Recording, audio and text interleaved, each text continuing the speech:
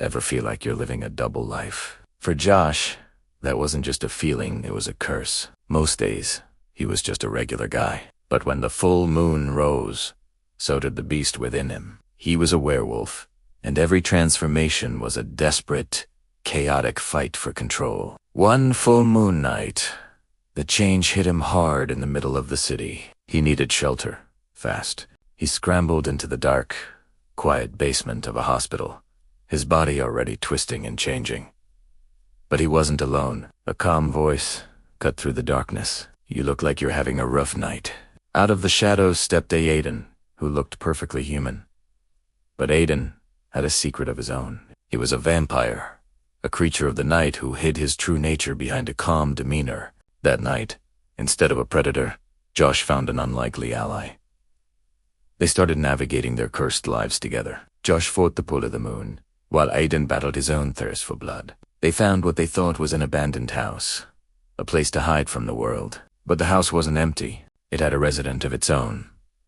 Michael, a ghost who made his presence known with flickering lights and sudden chills. At first, Michael was suspicious. He'd test him, moving objects to block Aiden, or sending cold drafts to unsettle Josh.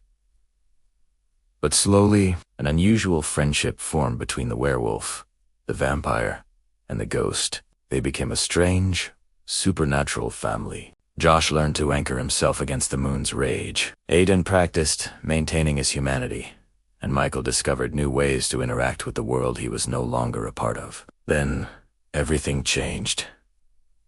Aiden met a woman named Sophia. She was human, and for the first time in centuries, he felt human with her. Josh encouraged him, telling him he deserved a shot at happiness. Their first date was perfect, full of laughter and connection. But a tiny, insignificant cut on her hand changed everything. The scent of blood hit Aiden, and his control shattered. His vampiric instincts, suppressed for so long, took over. In a moment of lost control, he accidentally took her life. Michael, the ghost, watched helplessly, unable to intervene. When Josh found out, he was devastated. His grief turned to rage.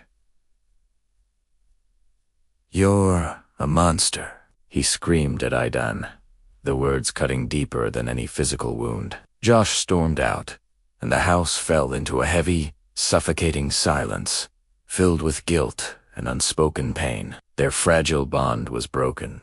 But their personal tragedy was soon overshadowed by a greater threat. Aiden's maker, the ancient, ruthless vampire who had turned him centuries ago, had found him, and he decided to strike at Aiden through his friends. He ambushed Josh one night, ready to kill him. Michael, sensing the danger, phased through walls and raced to warn Aiden. What followed was a brutal, supernatural battle.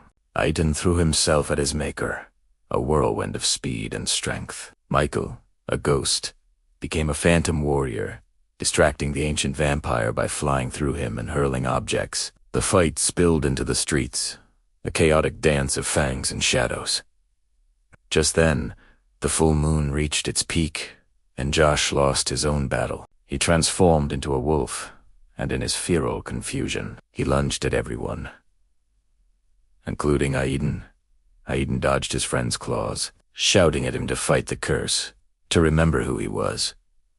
The battle was tearing them all apart. Aiden realized there was only one way to end it, one way to save the only family he had left. Gathering every last bit of his power, he unleashed it all in a final, devastating blow, destroying his maker for good. But the cost was everything. As his own life force faded, Aiden looked at his two friends. With his dying act, he performed an impossible miracle. He reached out and pulled the werewolf curse from Josh, making him completely human again, forever. Then, he turned to Michael and pulled his ghostly spirit back into the world of the living, giving him a physical body and a second chance at life. With a faint, peaceful smile, Aiden vanished into a brilliant flash of light. A year later, Josh and Michael stood at the edge of the forest where it all began. They were both human, both whole, thanks to Aiden's sacrifice. For just a moment, Josh saw a figure on a distant hill. Aiden, standing there, looking peaceful and free. Before fading away one last time,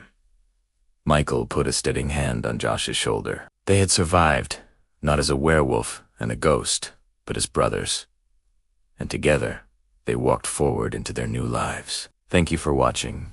If you were moved by their story, don't forget to like and subscribe for more tales of sacrifice, friendship, and the bonds that make us human, no matter who or what we are.